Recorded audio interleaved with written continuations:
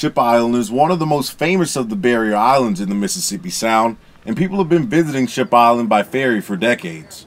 But the island has gone through many changes since the first visitors set foot on it. We'll have to go back to Camille because Ship Island, this island that you were on today, was actually cut in half with Camille, and they call the end down here Camille Cut. And one of the third-generation ferry captains who takes visitors on the 12-mile journey, Louis Grametta, is worried about the future of not only his business, but of the Gulf Coast. There never really was a lot of land mass on these barrier islands to begin with, but they're very important to protecting the mainland because they're like speed bumps for storms that hit the Gulf Coast. Katrina wasn't the only factor affecting the ecology of Ship Island and the waters that surround it.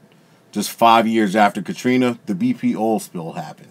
And now, one of the main drivers of the economy of the Mississippi Gulf Coast has nearly dried up. I know they've stopped the oyster season early this year.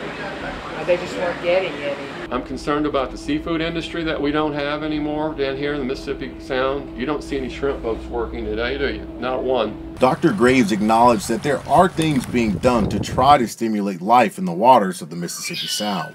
But Captain Grametta isn't as optimistic and doesn't think the damage is quite done yet. You see the dredge working over here digging the Gulfport Ship Channel?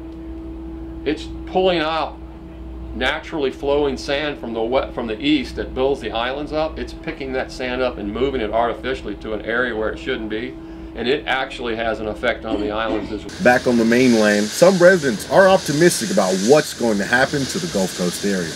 Even with the few remaining scars here along the Mississippi Gulf Coast from Hurricane Katrina, the residents here are looking forward to moving past the memory of the storm and are anticipating what the future may bring for this once prosperous area. It's up to us to do the best thing that we can do in rebuilding and follow all of the advice that we can follow.